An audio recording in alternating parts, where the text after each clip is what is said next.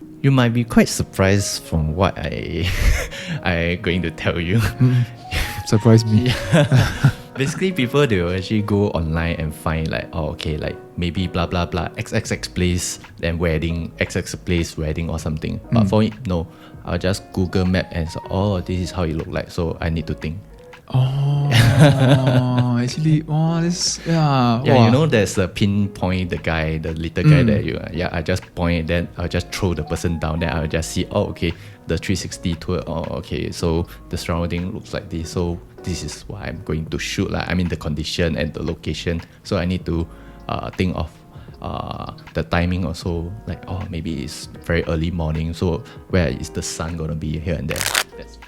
Hello everyone to Let's Get Creative podcast, and I'm your host Yancong from yancongvideos, and today we have Ricky from Knottin Visuals, aka at Crystal Bao, aka Ricky_Knottin Visuals. Okay, before we start today's podcast, if you are new to the podcast, welcome to our podcast. This is a creative podcast where we kind of share ideas, share knowledge to our community that do creatives or even business.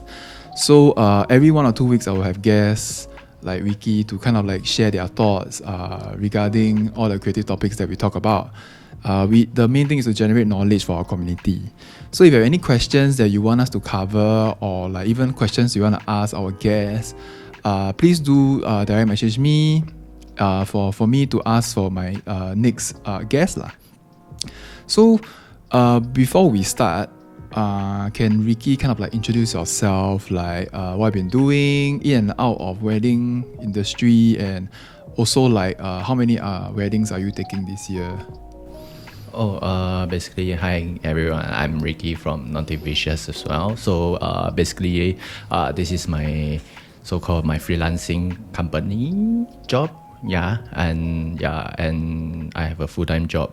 So basically, I shoot wedding for about 10 years plus. Wow, near to 10 years. Yeah, okay. Or rather 10 years already. Yeah, so basically I started off actually from shooting portraits all this here and there. So kind of went into wedding industry because I really love like capturing all the moments or memories or this here of all my couples and around me, or I love things that are very happy. That's true. I think this is one of the perks of us doing in the wedding industry. So I've seen your Instagram, right? Then you also like you write portraits and wedding. Since you started portrait first, how do you actually get started on like portrait? Basically, before I start with portrait, I started off with landscape. Then, basically, they will actually say Singapore landscape. When I started off, it's actually quite boring.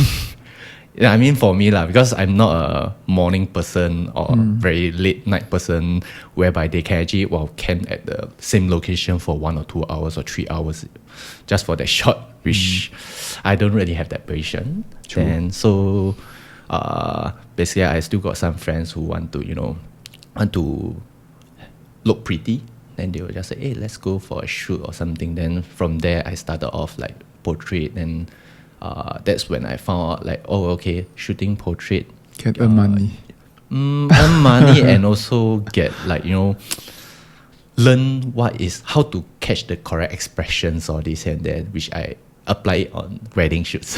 Actually I noticed because Michelle from Neither Love Story also does fashion portrait, and I think I noticed you both of you will kind of like implement the ideas onto couples, and that's why, because you all always shoot fashion, always shoot portrait, that there's a speed that you guys kind of like incur to your process, also kind of like instill to the weddings lah.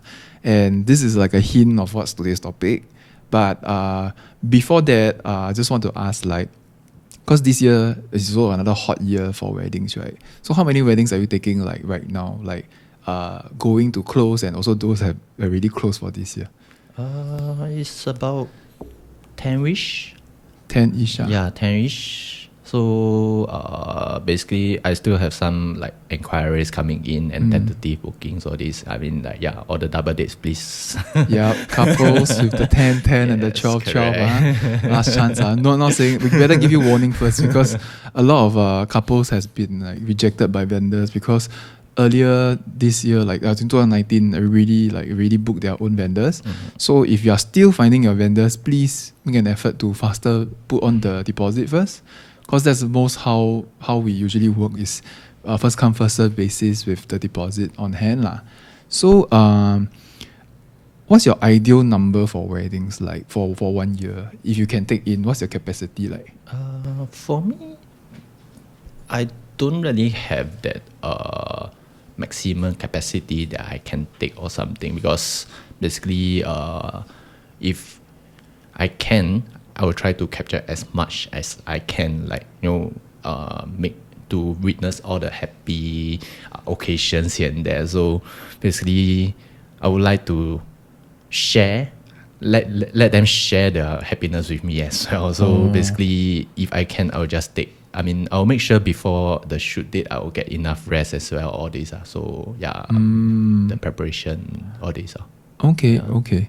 So, just want to share with the listeners out there that doesn't know, right? Just kind of like a fun fact for everyone. Ricky also works in CRC, the camera rental store.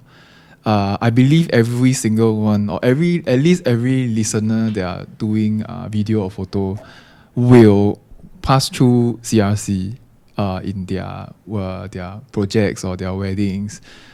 So basically they rent equipment. So you definitely see Ricky or even Ryan from Knottin Visuals. They're all there. And actually that's how I know them. Because of through all these rental, then we kind of like chat and now we become friends lah. So it's quite nice to kind of make friends from within the industry. And this is one of the chances that you guys can make friends with lor.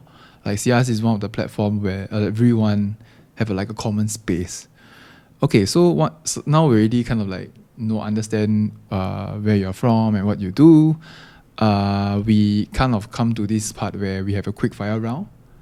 To be fair to you, I have used almost the same question, but I have changed like one or two, just to prevent you from over preparing the quick fire round. Because a lot of guests like that. Okay, so are you ready? Like answer as fast as you can. Okay, I can try. Okay, 3, 2, 1. What's the best piece of advice you have received? Capture the moment instead of caring about the settings. Oh, good. So everything in auto lah. Semi stress. You still need to take care of some settings. Okay, so what's something that you failed at? Actually sometimes those last minute situations that we are unable to deal with, then kind of regretted like I could have actually done better. Yeah. Okay. So if your house is on fire, what are the 2 things that you get from your house? My laptop and my hard disk. Your camera? Huh? Go on. My cameras usually are rented. So not too bad. Okay. That's a secret, guys. That's a secret. Only cared about the main stuff. Camera can always rent on, it's okay. If you have one lens to shoot, right, what would it be and why? I will actually shoot with a 50mm. It's one of my favorite to-go lens and travel lens, all this. Yeah. Very different from Ricky and Benjamin. Both said 35. You are the only one that said 50. I'm also a 50 person. Okay. If you what's the weirdest request you got from a CRC customer? Oh, can I say? Can. Can. Don't say the name. Don't say the name. Can. Basically, they will just say, they will just rent a camera and without a lens, and they will just ask, so you need a lens to shoot with the camera? Then they just say don't. No, they will take the thing and they just go back and they didn't bother to test or something. Oh yeah, that's true. I think maybe they spend a lot of money on their lenses already, so they don't bother. The camera system can always change. Actually, quite smart. Like that, you save money technically a bit, I guess. Mm-hmm. So, if you have one superpower, what would it be, and why? Able to teleport. Teleport. Yes. Yeah, free travel. Then all your overseas shoot, then you don't have to incur travel costs. Yes. Smart. All the couple Free will thank you Sakura. for that. Ooh. Okay, Yes. if what's the best movie you ever watched? Best movie. Best movie. It's actually a China film. Yeah. Called what? 七月与安生. What is it about? Basically, they are actually both very close friends, like childhood friends, and both of them actually fell in love with a same guy. But then the guy actually liked B, the Miss B, but he's actually with the Miss A. Oh, Yeah, but wow. it's actually a test of the two friends rather than I'm more concerned about the friendship of that Miss A and B rather than the guy. The guy is actually a so-called those 配角. Oh, okay. Yeah. Okay. If you weren't in this industry, right, then what will you be doing? I think I'll be doing sales because I started off from sales line. So until now, I think there's still like no sales aura in my blood. Oh, Yeah. Okay. So, because a lot of people say marketing, then sales are okay lah, quite relevant lah. Because I have seen people that sells camera also from the sales line, also do photography, also do video. That's me. Yeah, consider one of them. Yeah, actually quite smart. Then you still can like get updated with the latest thing, and you can still use the latest equipment for free leh. Okay lah, maybe you have to pay rental. I need pay to rental, but maybe at a discounted rate lah. Okay, so we already end our quick fire round. We come to the main topic of the day, where only you know lah, which is how to shoot effectively and efficiently on your wedding, on the wedding that you are holding, or any corporate shoot that are holding. Sometimes our clients require some sort of speed so that they can get the shots out as soon as possible lah. I mean, of course, not all situations can be done fast and effectively, but since Ricky has been shooting for like 8 years, he has like most of the knowledge of like, I think he has already screwed down his skill set in terms of how to enter this with confidence lah, so that the things can move much smoothly compared to the people that just came in and might not know as much. So maybe Ricky can share first the secret of you shooting effectively and efficiently, both on the prep, the shoot, and also maybe the post editing. Then maybe if I have anything that I want to add on, I will just jump on. Oh, basically, there's no secret of shooting fast. It's more like the effort and the amount of homework you do before the shoot. Yeah, basically, I'm a person who a bit kiasi one. I like to plan like 2 or 3 steps ahead, like from what I usually plan. Like maybe I plan like, okay, I will shoot this at this timing, but no, I will just plan maybe 10 minutes earlier, or I need to get these 3 shots. I will basically like, plan A, plan B, and plan C. Like maybe I need 5 shots. I made like 5 shots I want to shoot on, but basically the time that is given to me is maybe like I can only achieve 2 or 3 shots. At least I won't feel like, I won't screw up or anything lah. At least I got more than enough to to shoot here and there and achieve what they want or something, and what I want as well.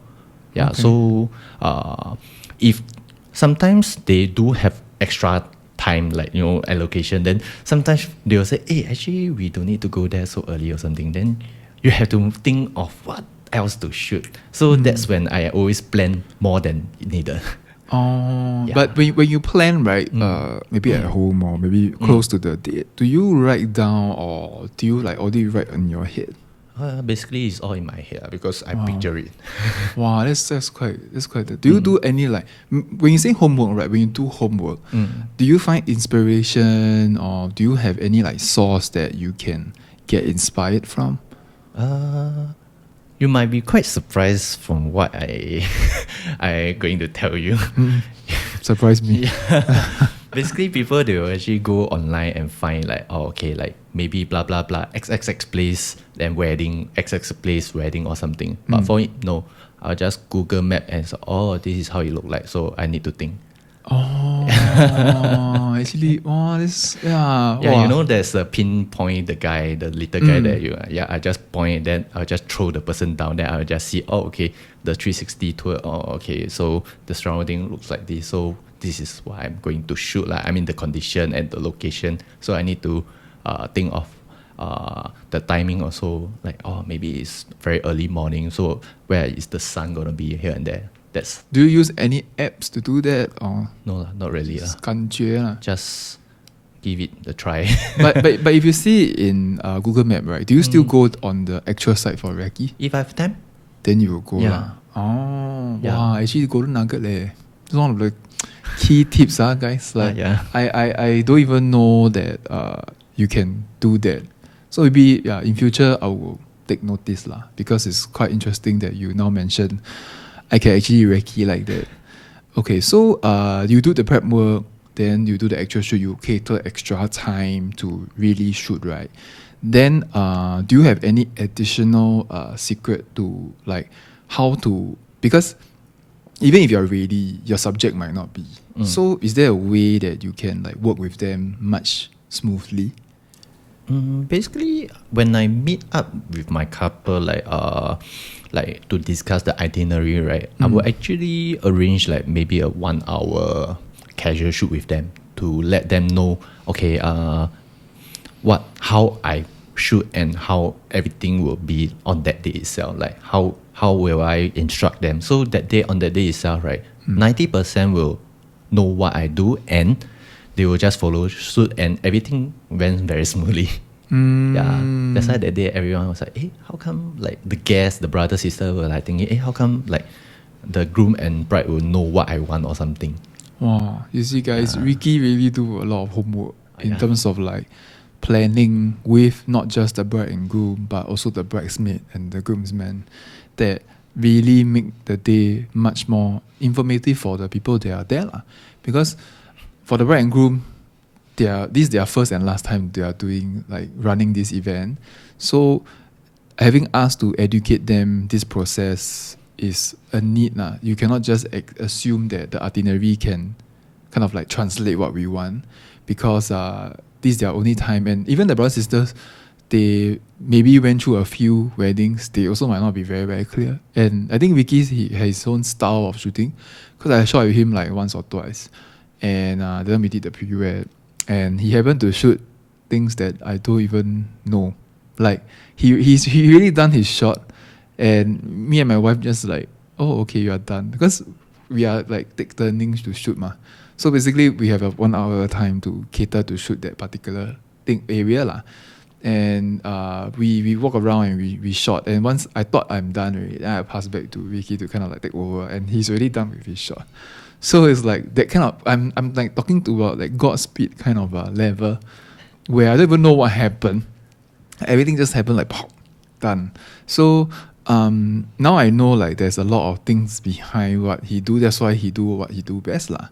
So okay, after you shoot finish the whole wedding process and everything, is there a way that okay, that is as a first shooter impression. How about second shooting? Like, can you speed up that, or is there a way? Is there a different way? For second shooter, basically, how I work as a second photographer, right? Basically, won't stay at the same location more than 2 minutes. I'll keep finding place and whatever angle I can, I'll just find and shoot all this. Then basically there was one time when I was second photographer for Ryan. Then he didn't realize that I actually sat in the middle of the guests. Like, in the church wedding, I actually sat in the middle of the guests, and I was shooting from the guest's point of view. And he was like, oh wow.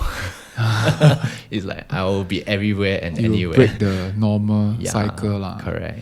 So that's just one of the ways that as a second shooter, I think because second shooter have more freedom, so they don't have to worry too much.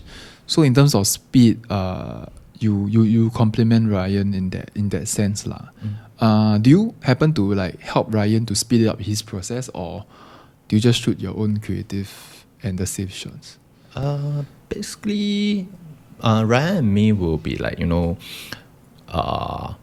we have been shooting like a few weddings together. So basically, he really trusts me wherever I do all this. So he will just say, okay, we do need to communicate a lot during a shoot, because basically wherever I stand or wherever he stand, right, I will just go opposite, or somewhere he cannot see me, or somewhere he couldn't cover or something, or rather he cannot cover, I'll cover. He can cover, I will just I will just go to another place or something. So basically, speed things up. Not really. It's more like efficiency, like getting the shots. Both of us won't repeat. There won't be any repeated shots when we are shooting together or this, because that's what a second photographer supposed to do. So you have to kind of read your shooter's mind to kind of anticipate the moves that they already did. Then you kind of like cover things that they, because I think moments has been fleeting in weddings. So the only chance is getting a second to. So that's why I feel that when I tell couple like why videography or sometimes photography, you need another shooter. Not because we want to like let the couple pay extra, but I feel that I think. That's one thing that I really want to tell couple is this is one of the reasons why we get a second shooter. Is really getting perspective that we feel that will benefit the film or the photos more. So I hope any listeners that are bride, they are listening. This is one of the things that why we will always push for a second, because you only once in a lifetime you won't get it. So it's best to kind of have a second opinion or second view. So once you kind of like shoot, then you also tell us how you second shoot, how you speed up the process, how you complement your shooters. Is there a way that our listeners can do right now, like maybe one short tip right now to improve their process, just based on the pre and the actual day? They just need to be comfortable in front of camera. I mean, like, because every time I realize they are more comfortable, when they are someone holding a phone instead of a camera, a big box. I mean, they were like, oh shit, what am I going to do? Do I need to, they need to, formal or the angle or here and there. But then if they have enough trust and confidence for the photographer, right, basically they will just stand there and the photographer will just find their own angle and the picture will come out just flow great. In. I mean, it will just come in naturally. So everyone, win-win situation. You need to have a mutual trust. When you hire that photographer, you need to trust him or her, whatever. Her expertise. Correct. Okay. So what about for photographer or videographer? Is there any tip that they can do right now for their weddings or their corporate to make their process smoother? Like if they can do one thing right now. Communication with the client or couple. Because I believe as long as everything being sorted out before the shoot, right, all this, right, things will go a bit more 80% smoother. Except for the 20% will be like when they are shooting halfway, I remember this, remember that. So that one we still need to put a 80% high percentage of like communication first, then 20% is for the last minute one. So I noticed like a lot of my guests, when we come to topics like this or like more technical aspect, sometimes the answer is not really boils down to the technical side. In fact, it's 80-90% human. The communication, the kind of like feedbacks from both the vendor and the bride and groom is like the whole thing about what wedding is really about, and not really just the camera and the setting and technical. It feels like no one in my guest list, right, mentioned about anything about technical. Technical, yes, everybody should have, everybody need to have. But I still feel like it's quite important to get the message across, because it's like a teamwork thing. Be it between photographers, videographers, or even be it with bridesmaid, groomsman, or bride or groom. So I think this is one of the golden nugget I feel today is really talking about getting the message out there, communicate with every single people they are working. Photographers will talk to videographers, or people that are helping out with the bride and groom lah, be it they are florists, makeup artists. I think those are the people that we are always working with. So constantly working with them, getting the like arrangement to help each other, I think is beneficial lah for everyone. So now we go to the process for post editing. How we can speed up our editing process. Can you like kind of like walk us through once you finish your wedding, then what's the first thing you do? Then subsequently you tell us how you start editing, the process, and tips. Basically, after every wedding shoot, right? Standard procedure need to back up. Back up the files in hard disk, whatever platform you have, all this here and there first. Then after that, get more rest first. The rest you cannot start editing on the day itself. Wow, So, yes, that sigh was quite sad. Yes, I mean, resting is really important because if you edit with tired mindset and the eyes or this, right, basically the photos will be a bit like, a bit hard to justify whether is it on focus or something because your eyes really seeing stars after a whole day shoot. The concentration also off. Yeah, so basically, for me, right, I will just like maybe, at times I can edit the next day, like after I have a one night sleep, all this here and there. But if let's say I'm still tired, I will just like, okay, I will stop for one day, like really rest for one whole day the next day. Then I'll start the second day itself. So I'll always make sure my mind will be like, fresh, and the eyes, all this, everything all fresh before I start editing all this, because I believe it's very important. Yes, and also I take this job really, very serious. So people hire Ricky, see the level of concentration he has. It's like, Then editing wise, I try to avoid editing at home because there's a lot of distraction. One, the bed. Yes. Seduction of a bed. Yes, correct. So, and also, laptop, there's also gaming. So, the alternate tab is so convenient nowadays. So complicated, no? To edit one work. Yes, correct. So, then I prefer editing on a Surface Pro instead, because Surface Pro you can't play games, so you'll be fully concentrated on editing photos. Okay. So, and also when you're outside all this, right, there's no Wi-Fi or something, right, then you'll be able to go online.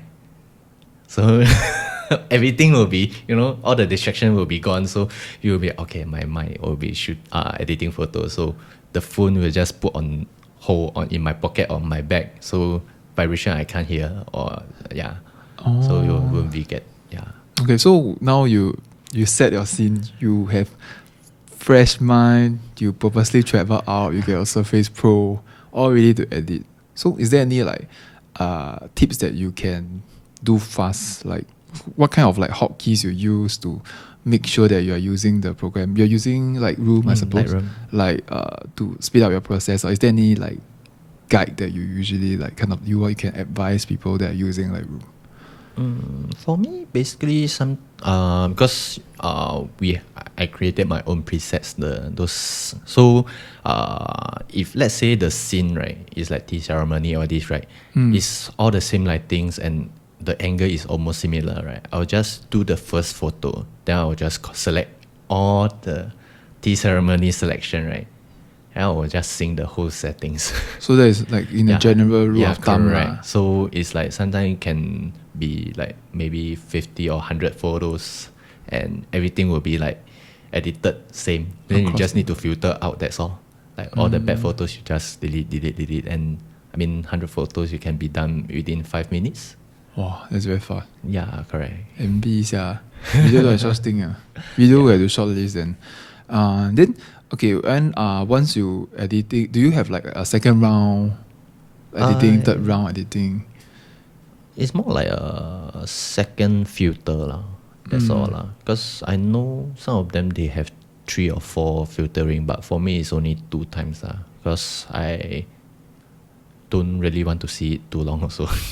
That's true. I mean, the more you look at, then the more you like a lot more flaw, right? Yeah. Then, sometimes done is better than perfect. Yeah. That's quite true. Yeah. Then since you use Lightroom, right, I also want to kepo, like do you use any like special hotkey that you use like 90% of the time that will save you like additional clicks? You just then done. Yeah, for my like, because I'm using on the Windows, so basically the Control Shift C and Control Shift V is like the copy and paste is the favorite. That's the like the and also the plus minus is actually for exposure, because basically the things that I need to really take care of is actually more of exposure and white balance. Okay. Yeah, sometimes because every places like the couple, their houses, all these, right, there can be a lot of weird colors, like the warm fluorescent, all this here and there. So basically, I just need to take care of those white balance. Then the exposure is just one or half a stop, something, just a little bit of tweak, and I'm good to go to the next photo. So So okay, after you finish editing, then you tweak out the exposure and everything.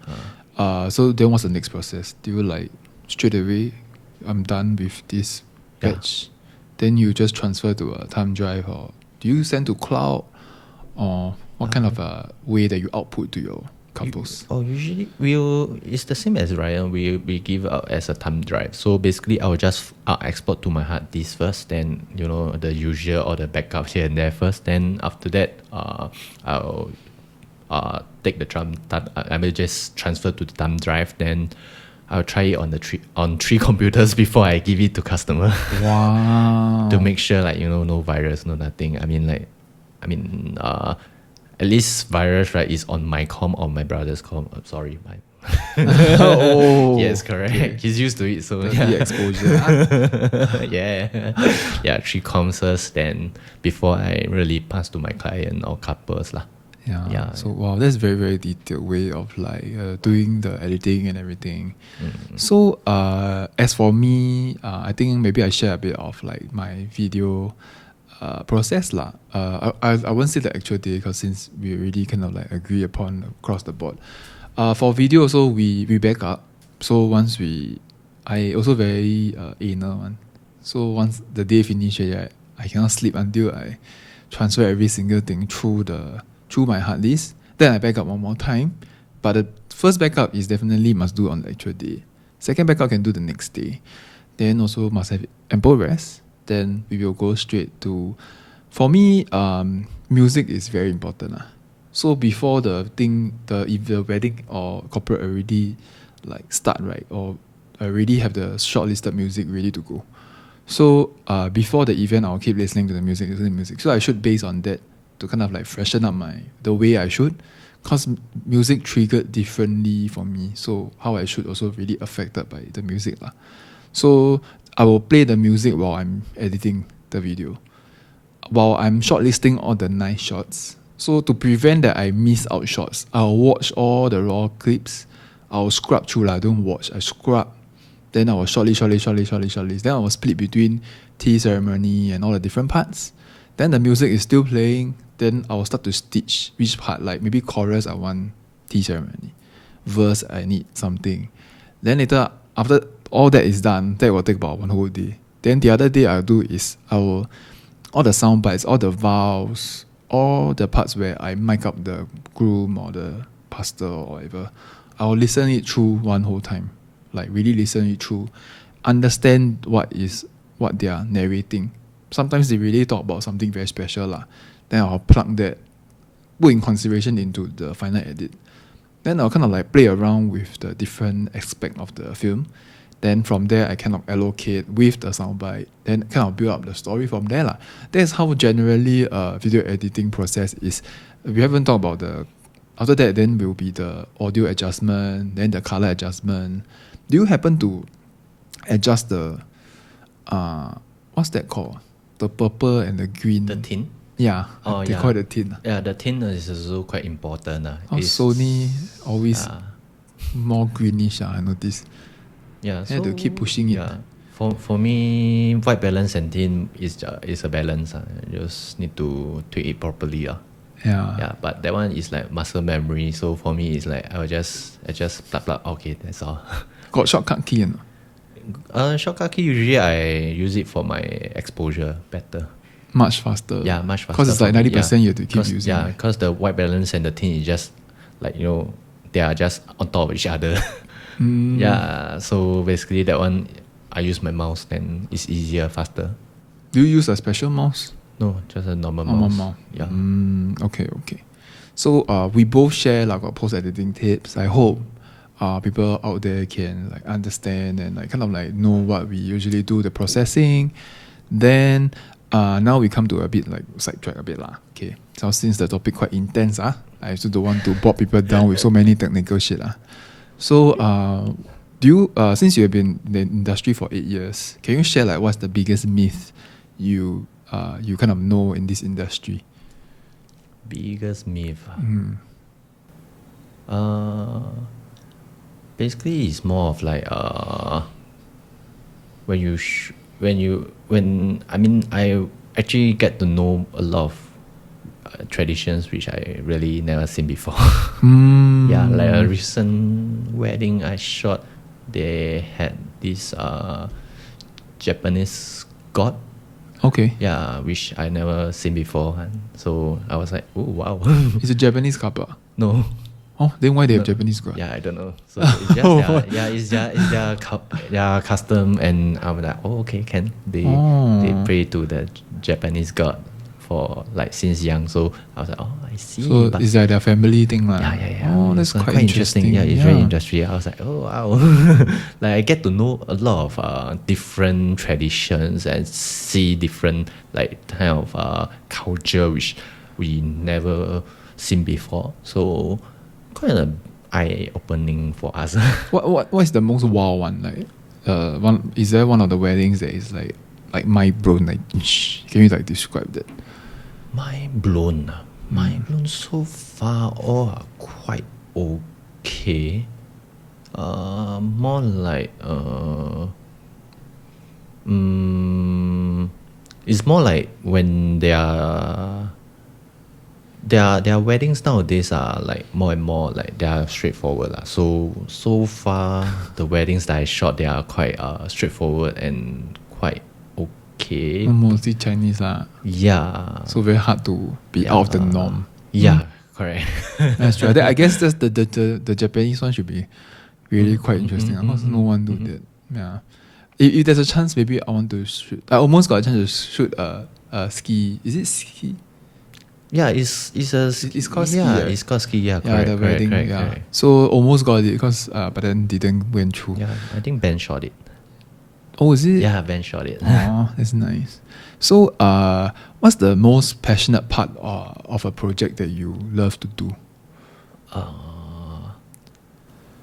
Like looking through the viewfinder when they are at like standing in front of my camera, just like getting ready for a shot, or this the excitement on their faces. It's like wow. It's like okay, they kind of know what you are going to shoot, and they were like very excited. Then that okay, you got them excited. Then when you achieve something that they want, or something very nice, or something, then you just show them the preview. They were like, oh wow, so nice. Then they really like the real expression from deep bottom from their heart. Then you can feel it, and it's like you achieve something also. Then you go back to your shoot, or like you rest, or getting ready for second half or this, right? You'll be in a very good mood, and your form will be very on tip top form. Oh, yeah, so nice to know that. I think everybody have their own part of the project that they love lah, the process. Some people like the but for Ben, he loves the thank you speech because there's real emotions, Then usually they have tears and stuff. Then for me, it's more of like the veiling, the quiet moments, and then for you, it's more of like when you're shooting and that kind of expression. During editing, I also will sometimes when I edit, right, then I remember the expressions or like those emotions, right. I kind of get a bit touch, and sometimes I will, when I suddenly remember, this was what happened, then I actually love listening to their stories, especially those love story of couples or this. So I hear it, I was like, wow, so nice. So here and there. Then basically I was just like, sometimes, I can be quite emotional. So sometimes I will like, I mean, it's good tears or this. I think this makes the job very human. Because 我们用心 shoot 嘛. Yes, so correct. we use our heart to really feel the story and how we cannot frame it. So that's why we love what we do lah. Even though there's a lot of tiring stuff that we need to kind of like focus on. Okay, Not so just pressing shutter. Yep, the technical side. Oh my god, but a lot more we can discuss. But don't want I don't want to scare people off. I also don't want to. I want to motivate you guys and not tell you guys the scary stuff. Yep. So, what's the biggest mistake you have made through your 8 years in this industry? Biggest mistake. Sure have one.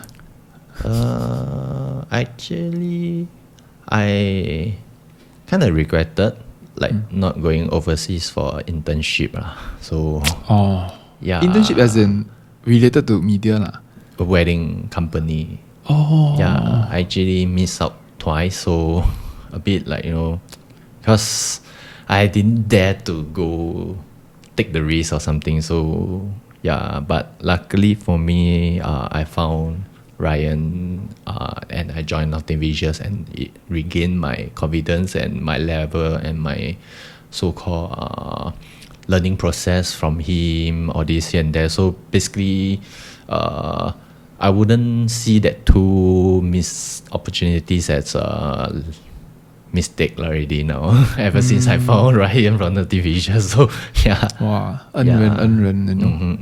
Wow. So guys. That's why I always like ask this question, because everybody kind of like went through some mistakes that they feel that they can do, and if I kind of like feel that if we share this, right, then people can learn from it, then really can like prevent. So next time you guys are being given the opportunity to shoot overseas, please do, because it's not very easy to get this kind of chance lah. I mean, unless couple or client willing to pay you to do that, which is very hard lah. Because in fact now we are still trying to like get couples that are really interested, because to invest such an amount of money is also quite difficult for some couples lah. In fact, most couples lah. So what's the best tip that you can offer to creative individuals out there that wants to start, maybe want to go into this industry? The tip is to firm up your base knowledge of camera settings before you really take up a job or something. Not like or someone just hire you and you just go into it and without any guidance, and it's someone's big day and you kind of screw it up, and it's like not nice. So firm up the knowledge first before you get more risky shots, like those creativity shots or this without those boundaries or this. And then for me it's just they need to firm up their base before they can, like a tree, you need to have base roots or this before you can grow up as tall as high possible or this. That's the most important thing that I thought lah. I think one thing I can like top up is from this tip, right?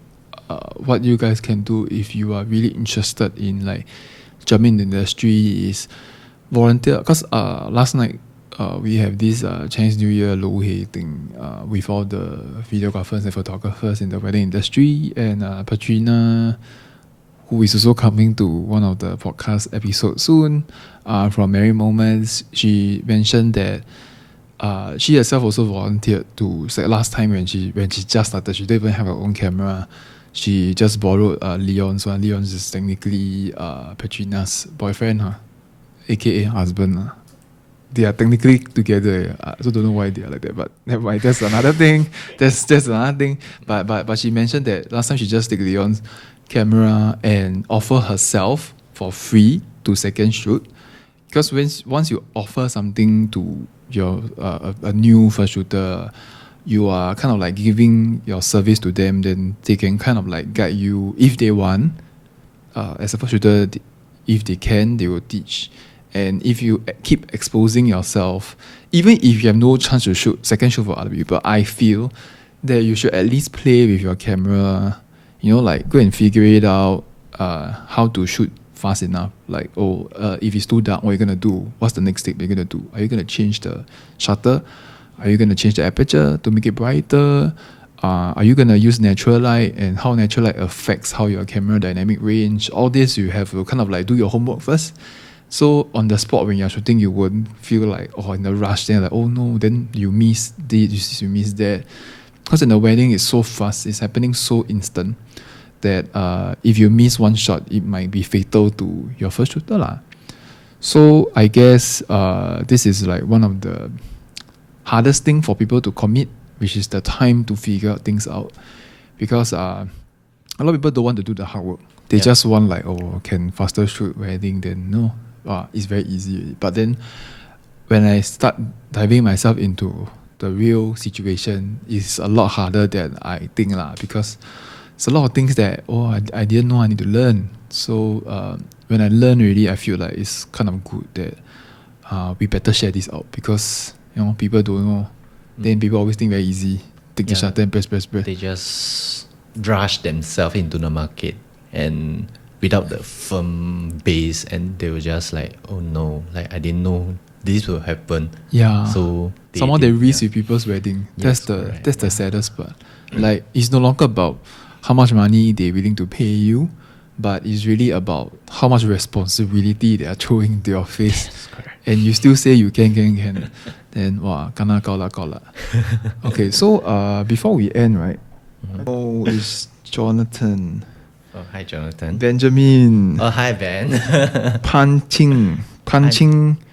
Hi, Oh, and Sino asked, Sino. why am I so handsome? I also don't know, but thanks Sino for asking. I think natural lah. Can I get a bowl for you?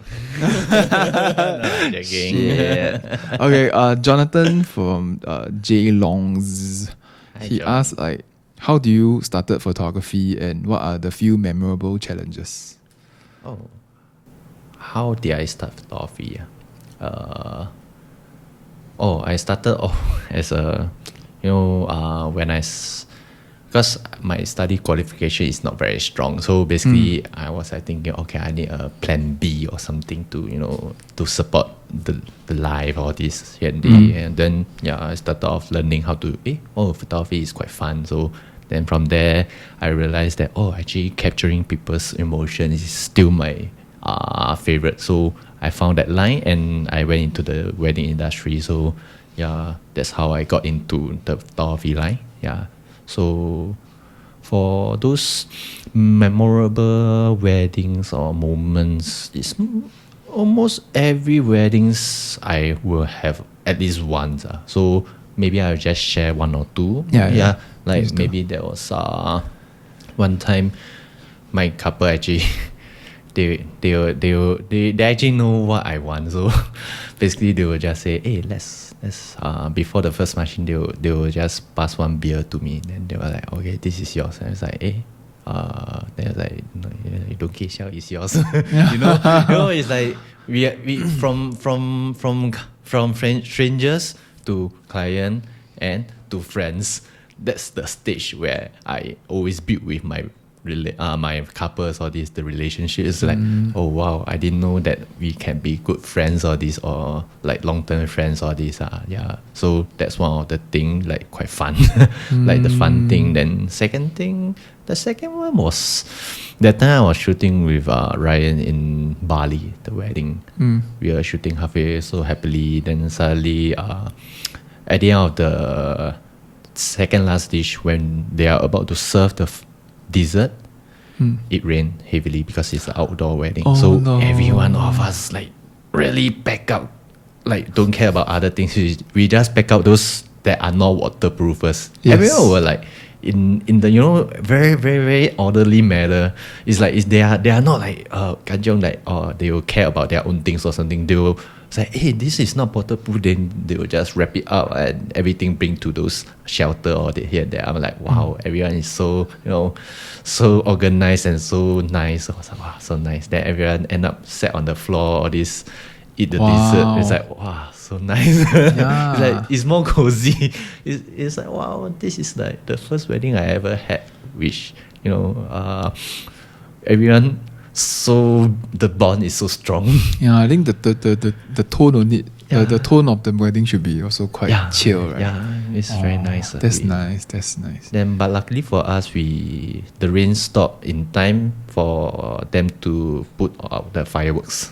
Oh, they have fireworks. We have also fireworks. It's like, wow, so nice. Wow, this is concluded with a nice tone. That's good. Okay, so thanks J Longs for this question. Benjamin for Knottin Visuals. Yeah. Hi Ben. Hi Ben. He actually asked like, how do you usually interact with your models / couples when getting them to pose? Basically, I'm quite talkative in front of them. So basically, I will chit chat about.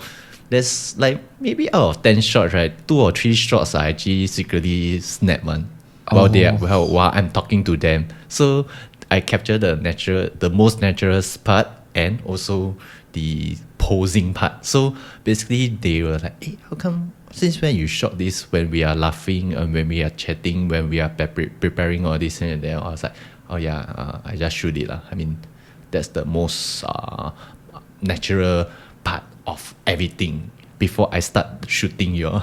Because once I bring up my camera or anything, right, everything will be like post already. Awkward again. Yeah, it's like, hey, hi, yeah.